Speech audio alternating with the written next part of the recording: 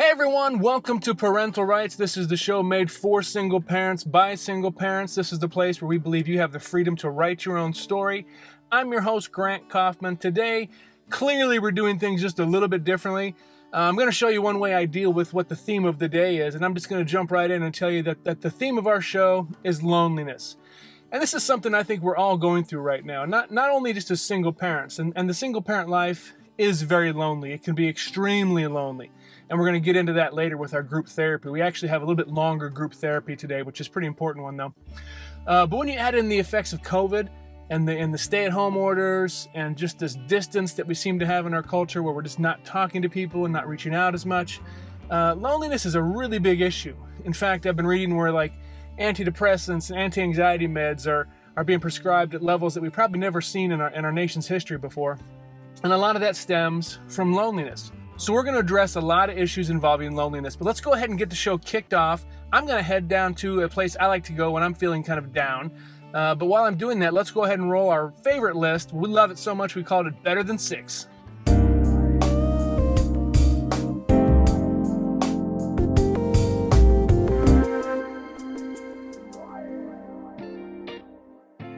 There are plenty of negative impacts from loneliness.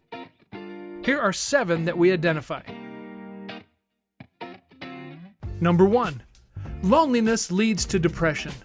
Now this one seems a bit obvious that loneliness does lead to depression, but depression can also lead to a multitude of other health issues, including increased risk of heart attack and stroke.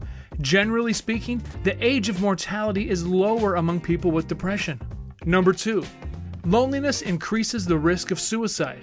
Now this particular point applies equally across most ages. People who live alone or suffer from extreme loneliness are definitely at a higher risk for suicide. Number 3, loneliness increases insomnia. Lonely people tend to wake up more times in the middle of the night stressed out, and in the morning they are far less rested. Number 4, loneliness leads to weight fluctuation. There are a lot of times when food becomes our friend or becomes our entertainment. I know that was the case with me. And then there's people on the opposite end who stop eating altogether. We know that lonely people will sometimes avoid eating and lose too much weight. Number 5, loneliness increases fatigue. It's so hard to be productive when you're constantly fatigued and tired, and it seems like we need to slam caffeinated drinks just to perform very basic function. So loneliness definitely causes an increase in fatigue. Number 6, loneliness can weaken our immunity. In this time of COVID, that's now more important than ever. When our immune systems get weakened, obviously we're more prone to get sick. And when things like a pandemic hits, sometimes we can be subjected to life-threatening conditions. Number 7, loneliness decreases our sex drive. Having a normal sex life is very important in the adult life, and people don't like to talk about it, and that's fine, but being lonely can have a horrible impact on the sex drive of an adult.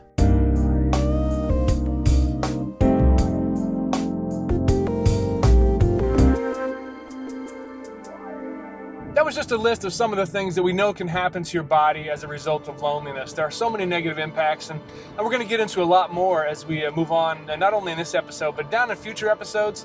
Loneliness is going to be a topic that we cover on a regular basis, and we're going to talk a lot about depression, and we're going to talk a lot about things that you can do to help out and ways that just to make your life a little bit better. Now, as I'm driving to my park to go for a little walk, I do want to talk a little bit about Toko. Toko and I have been friends for many years now, and I'm really proud of her. She has overcome a lot of obstacles coming from another country, and recently she just took the step to become a U.S. citizen, and that's just fantastic. With COVID, they're not letting people come in to see the ceremony, so what I did is I took a camera down there and got a couple of shots of her as she was leaving the immigration office.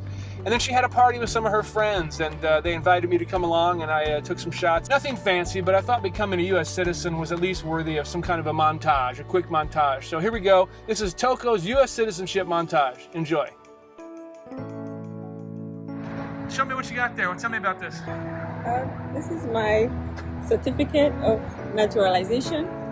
I became a U.S. citizen after 14 years of living in America.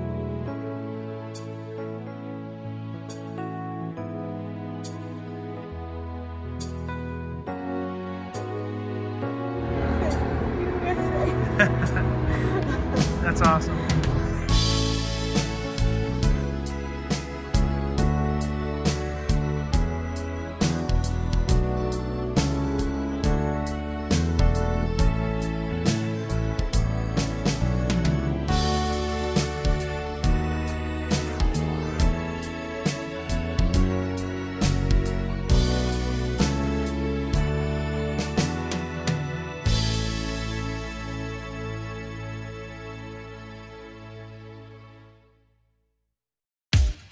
Group therapy. It's another great parental rights panel discussion. And how about that feature of Toko? Citizenship in the United States. Hey! Hey, congratulations. Golf clap, golf clap. Thank you. Yeah, so, well, here's the thing. I got invited to the party. So I go to the party, but I get there and immediately I'm told I'm working the grill and I'm taking all the photos. So it kind of hit me that Toko, she hadn't been an American citizen for 1 week and she's already exploiting the working man. One of the things that is an adjustment on the single parent thing that I think we've all talked about, we've all experienced, is like just another level of like loneliness. I mean, and it just is. You suddenly are doing a lot of things alone. And so that's sort of the theme of this episode is loneliness. And you know, and I know with men sometimes we become that lone wolf and we almost embrace the loneliness to try to as a defensive mechanism. So let's just talk a little bit about loneliness. And again, we're going to go in the same order. So Alma, let's just talk, you know, from your standpoint. What are your experiences with the side of loneliness of being a single parent? Ooh, I struggle with loneliness. I really do. It's so hard. Some days I'm okay, and then other days, and it can last a couple days, and I just feel so alone. Like, and then you want to reach out to people, but then you don't.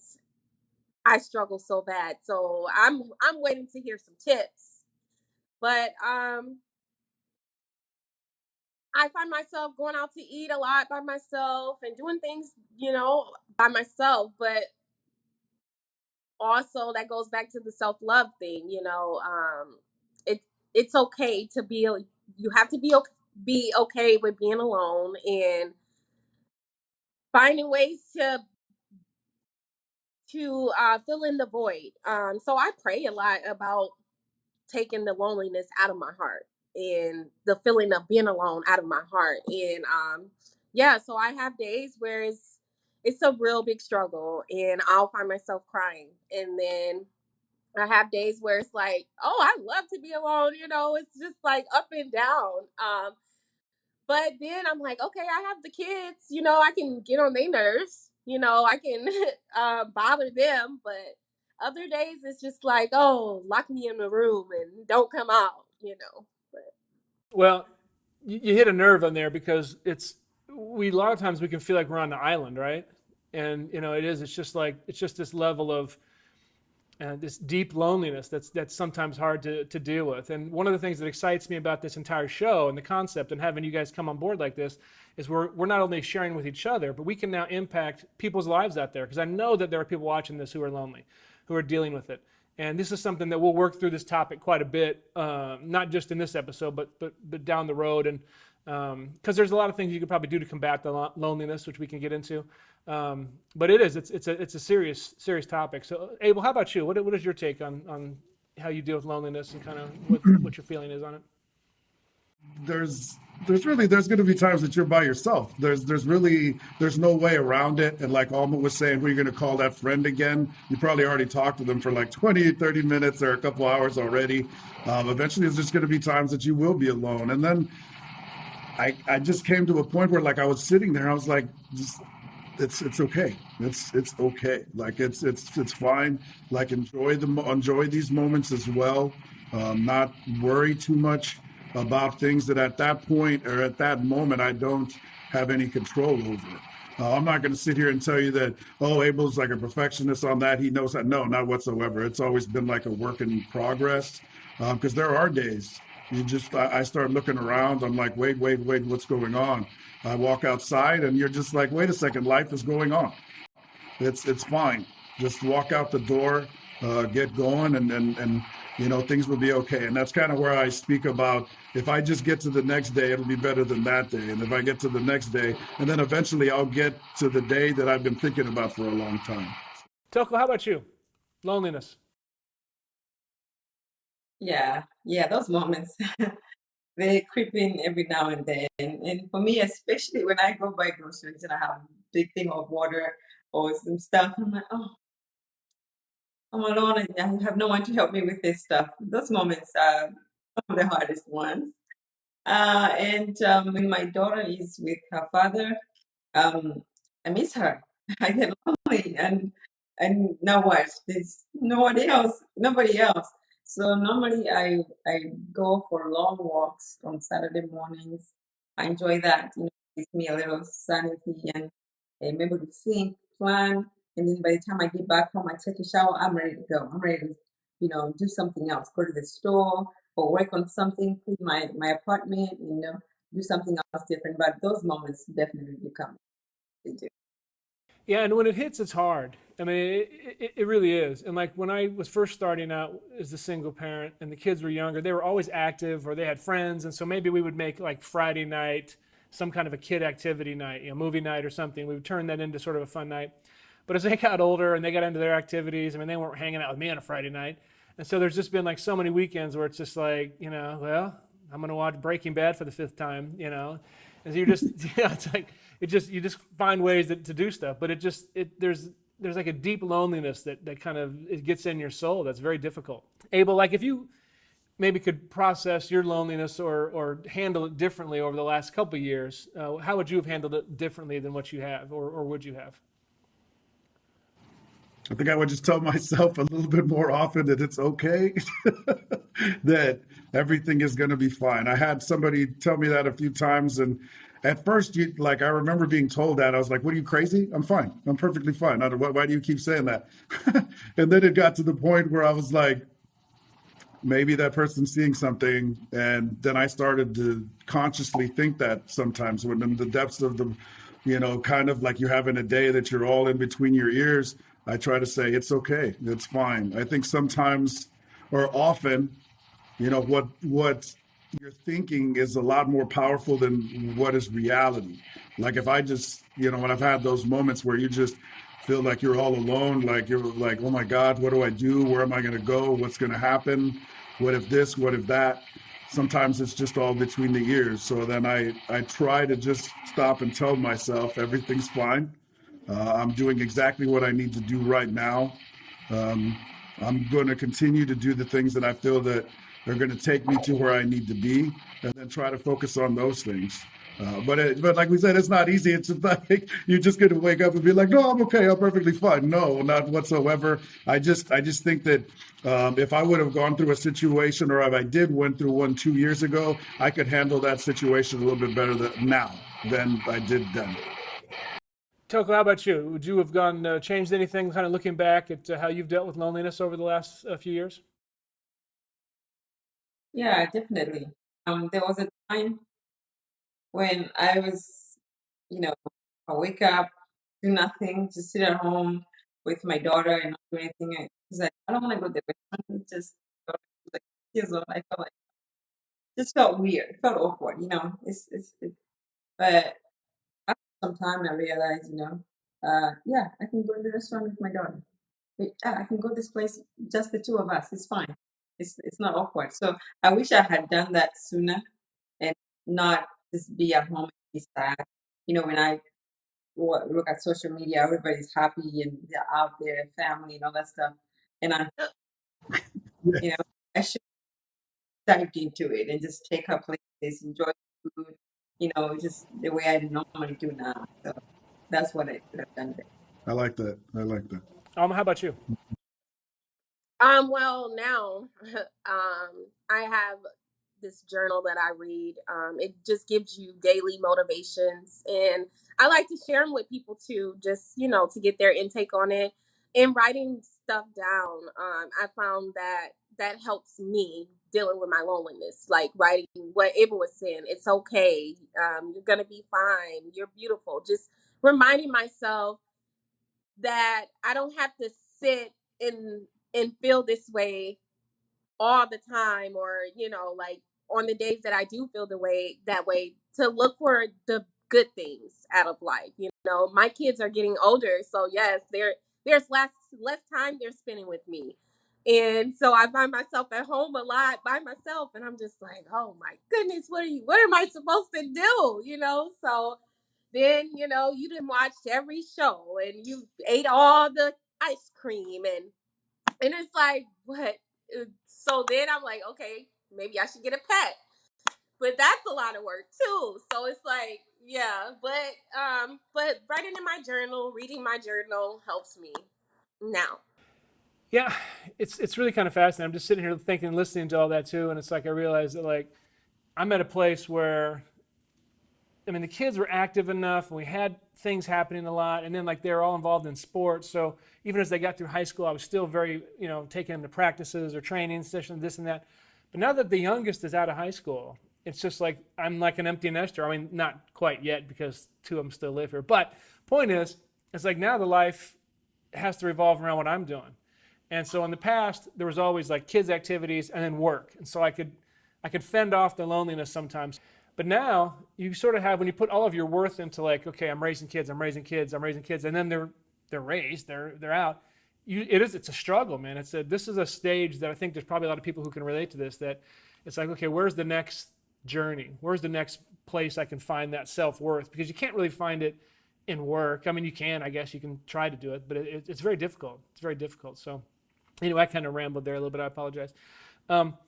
Let's talk about maybe some adjustments and maybe things we can offer to people who are just sort of starting the journey. Yeah, I believe the hardest part is that transition time. Yeah, again, to find hobby, friends, join some organization, charity work. Um, that's the best way to transition. Also, stay positive, stay focused, and take care of yourself. Treat yourself. Go to the spa if you can afford it, or get yourself a meal. At nice meal at a nice restaurant. Whenever you get to do it by yourself. Other than that, yeah, the first part is the toughest. How about you? Like that adjustment period for people, how do they get ready for it? From your take, what can you give them to help them get ready for it? Well, your routine is very different. So first, I would say get a routine, get a new routine, figure out, write it down, figure out, okay, well, I have to pick the kids up at 2:30. Well, if I can't do it, try to find someone else. I think it's important for us have to write it down so you can have that routine in hand. But one of the things that helped me was on Wednesdays, because you get so busy because you have this and you have that, you have work and you have all these different things, and it's probably less time with the kids as well, because they have school. So it helped on Wednesdays nights. I would have game night, and me and the kids will sit down. We'll play games. We'll have discussions. We'll talk about this. How was the school week? How was your work week? And just important things. So taking that family time is important, I think. Because you get so busy and wrapped up with everything else. Abel, and how about you on the adjustments for the people? You know, like my adjustment, I'm not sure how, like maybe in other people's journey. And I'm going to bring up A&M here. Like when I was 17, I got dropped off in College Station, Texas, to go to summer school. And I remember seeing my parents and my brother take off, and then like not knowing what to do. I had never really left home. I had been in South Texas my whole life. And then, like, I remember laying there for a while and being like, well, I can't lay here for 4 years. I'm going to have to get moving one way or the other. So I remember just getting up and then, walking all over A&M and just trying to familiarize myself with the area. And I say that so much because when this occurred, I had that similar feeling. It's just that the environment was the same. It was exactly what I'd been living. This was my life for a long time. And then all of a sudden, it just changed. It just completely changed. I just never thought that my life could flip like that. The house never changed. My friends and my family never changed, but my life was just completely turned. So what I kept on thinking was just, get out of the bed and let's just keep moving. So I would tell anybody when they're going to go through this, just stay strong. And if there's any times that you just think that I should just stay here and not move, just get moving. That's it. That's it. Yeah, I like all that too, because I think it's a lot of times we have to approach every day, again, one day at a time. And if you have that schedule, like Alma, you were talking about, it's just like, you know what you have to do and you get in that structure. The downside is you get so caught up in that process or in that daily structure that sometimes you lose sight of, again, like we talked about in our first episode, us. The silver lining and the hope is that's what we want to present, obviously, is you can get through it. And there were moments like 10 years ago, 11 years ago, and I was just like, holy shit, I'm never going to get through this. I'm never going to get through this. And there's days where you wake up or before you go to bed and you're just like, I don't know how this is going to happen. I just don't know. And then it just happens. And, God's grace, we all have different spiritual feelings and whatnot, but we get through it, right? We get through it. So that's awesome. Abel, you ever have a day, Greg, when you're like, is today the day? Like, am I ever going to get my day? Is this going to be the day that I've been fighting for? Right? Sometimes I'm, like, man, I'm still fighting. When is my day? Like, I would love to tell you my day? That it is. Is it going to be this year? It's going to be in 5 years. Like, when is when is going to be that day? I laugh about that, but sometimes I really do think like, today was kind of hard. Today was kind of hard. No, there is a payoff. Now, my journey, I'm like totally insane because I have a small business, and it's just like I'm that stupid to where I'm trying to do all this at once. And so, don't go down. Don't take my journey. My journey sucks. It's that much harder. But it does. There are things that get better. It's just like I remember my boys took forever to like potty train. They would sit there with a turd in their pants for 4 hours and it wouldn't bother them, right? And just took forever to get there. And I remember thinking, God, are they ever going to stop taking a crap in their pants? And it just it just took forever. Yeah. Yeah, because my daughter was like the first time she peed in her diaper, she's like, ah! So she was easy. But the boys are just like, yeah. Yeah. I can say that I have a girl and a boy. Yeah, boys, potty training everything takes a little longer. How many times am I going to have to peel a turd off your skin because you've been sitting in it for hours? So, this conversation went sideways. Really off the rails. Speaking of dudes, actually, I was going someplace with this. And ladies, this is just not even really a question. I'm just going to say some things. We can all talk about it. Abel and I probably have a little bit more knowledge on this. But this is for the guys out there, at least with me. This is the whole lone wolf thing, right? I do get in times, and I have gotten many times over the years in dealing with loneliness, where I just put on this defensive wall, like, you know what? I'm the lone wolf.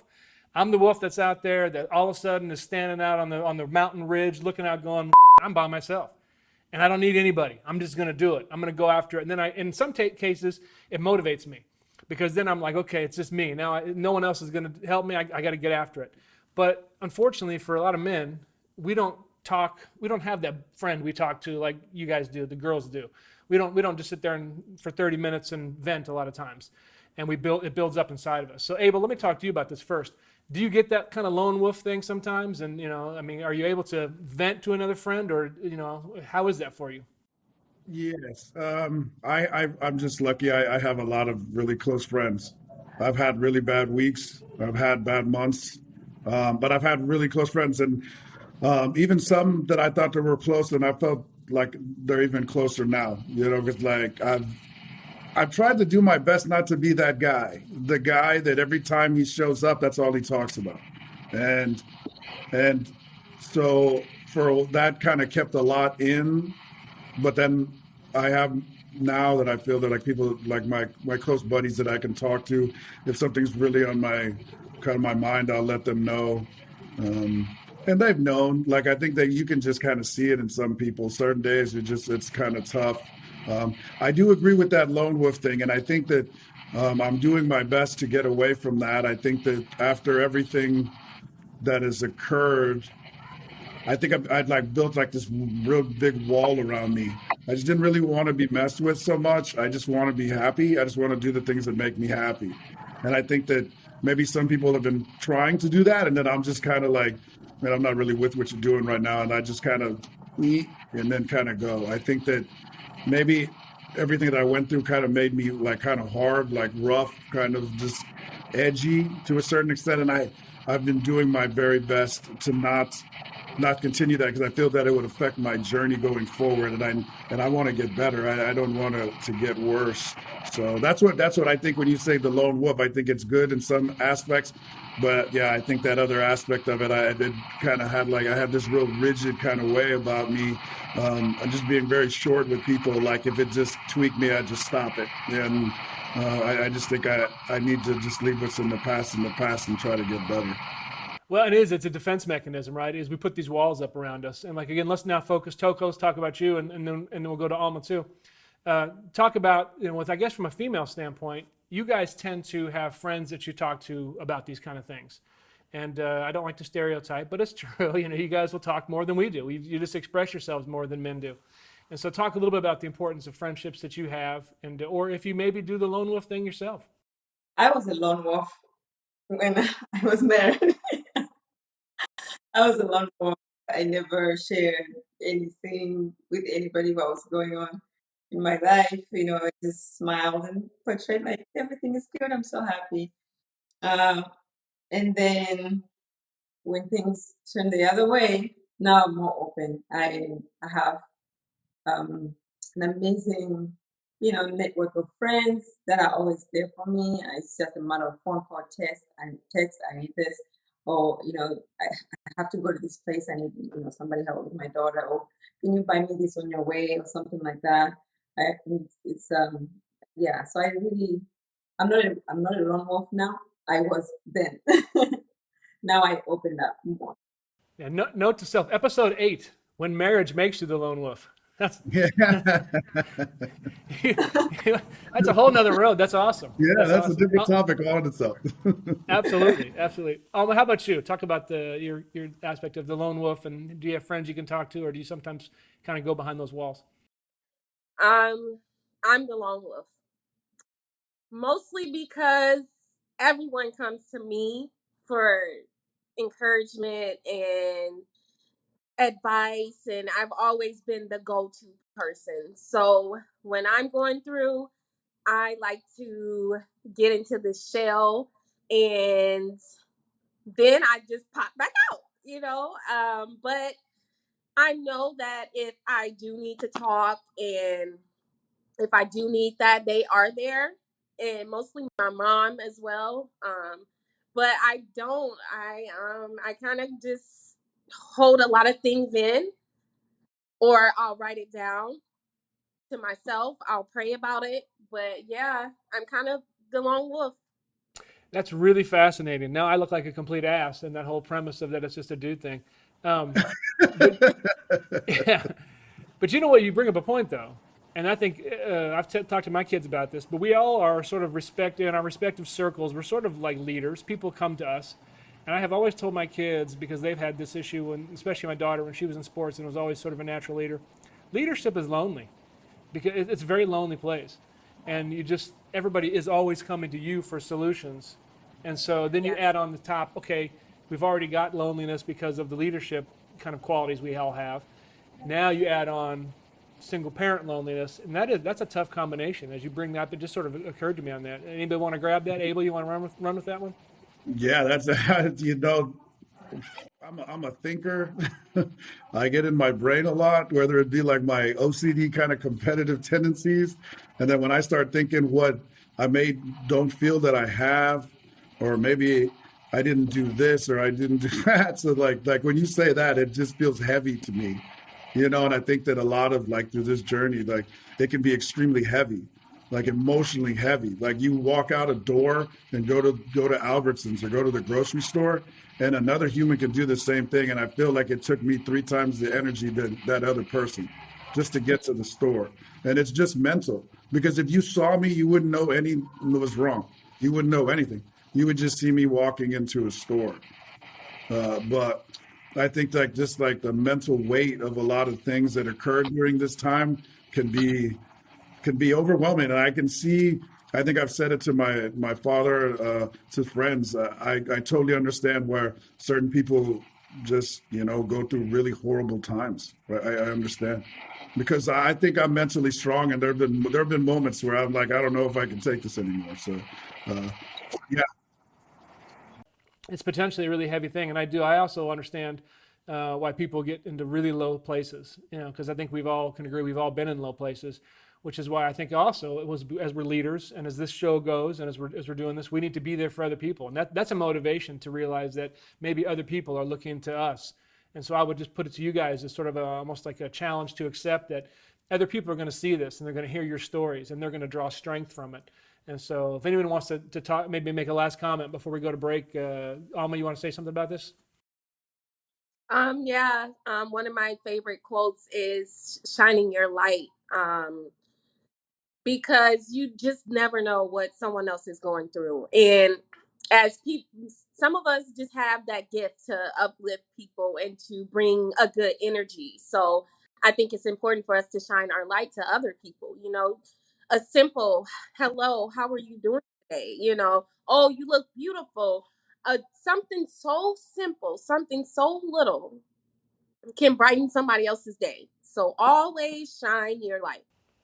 That's awesome. And as people have already seen in episode 1, Alma has messages that she's going to deliver on the show. So I think your quotes are going to have to be another segment. We're going to have to throw your quotes out there, and because we already got your messages we're putting out there, which are great. But let's do some quotes. Let's make sure we make that a segment. But let me throw this real quick. How bad has it been with COVID on the little things like that? Because I used to love going to the grocery store because I was that guy. Hey, how you doing? How are you? Hey, good to see you. How you doing? Blah, blah, blah. I've been going to the same store for like 15 years. They like know me. And now like COVID, nobody talks to anybody anymore. Everyone's like, I'm the guy who likes to love to talk to people in public, and I can't say hi to people anymore. And that's a drain. Anybody, Toka, you want to comment on that one? Yeah. So the COVID, because when the COVID thing happened, that's when I was getting into motion. I'm putting things together for myself. I got myself a new apartment. I'm trying to see what's next, and then boom, COVID happens. Everybody's masked up. It's scary outside. There are lines to go in the grocery store. I can't smile the same people I see at Whole Foods or Trader Joe's. I met so many, people that they see me all the time. They were used to me. Now they don't recognize me with a mask. It took me back to the dark place where I just, came into this single parent thing. So it was very lonely. It was very hard. But it's getting better. It's so much better now. It's pretty much back to normal, like the way it used to be before. But those, I think, 3-4 months were hard. The first 3-4 months of COVID, they were horrible. I don't want to go back to that. Yeah. Yeah, I still feel people are still standoffish a little bit. But Abel, go ahead. It looked like you were getting ready to say something there. No, I agree. I think that mankind as a whole, like, or just think about it. Like when you went to a party or you went to a public place, there's always an uneasiness to a certain extent. Unless I have friends that like that level, they're fine with it. They'll talk to anybody, anytime, anywhere. Myself, I'm trying to get to that level, but there's always like that hesitation. There's always this, there's always that. And then when you add COVID into the mix, I just kind of felt like it was just like that extra, like something that we had to carry. Where, think about that, like right when the pandemic happened, people were just scared to just get in front of you, or you're being told you can't even go visit your parents. You can't go visit this person or that person.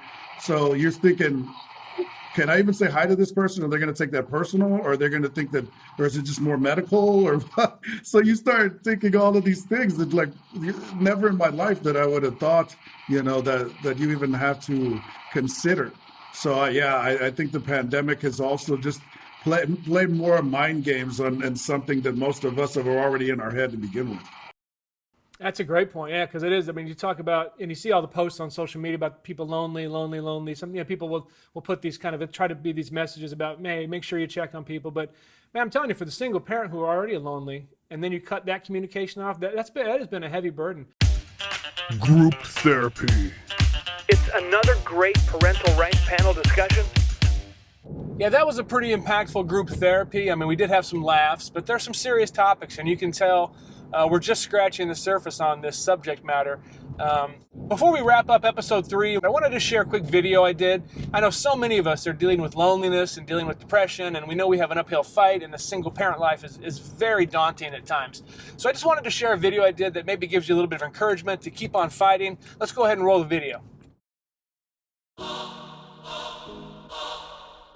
Life is so uncertain. Years of happiness can vanish in an instant. And just like that, you're alone. How did it get this way? Where did it go wrong? No matter how many times In how many ways you ask, the answer is still the same. Well, let me tell you something. You have no time to feel sorry for yourself. You're not in this battle just for you. There are far more important reasons for you to fight. Yes, there's going to be days when you want to quit. Pack your bags. Run away. But you know you can't. You made a commitment, the kind that can never be broken. Yes, the pain is real. The struggle can drive you to the edge of insanity. But how you respond is a choice. And that choice is yours. So now you must rise up from the depths of the pain. You must block the noise, the lies, the darkness. You must be the light for those who need you, because the path you're on, it's a one-way road, baby.